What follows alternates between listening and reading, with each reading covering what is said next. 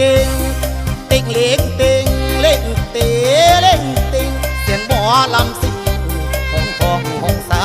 10 นิ้วก้มกราบที่ปาดหน้าที่ท่านได้มาเป็นกำลังใจแฟนหนุ่มแฟนสาวแฟนหนุ่มแฟนสาวมากันเนืองแน่นฝากไว้ทั่วแดนส่งเสียงลอยไปผมเองนี้เป็นหมอลำน้องใหม่ขอแฟนจงได้ให้ความเมตตาอาจารย์สมานพงษาเป็นละทั้งคู่ทั้งพ่อโอ้โอ้โอ้โอ้โอ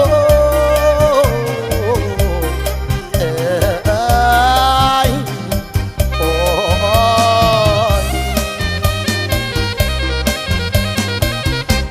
อาจารย์สมานพงษาเป็น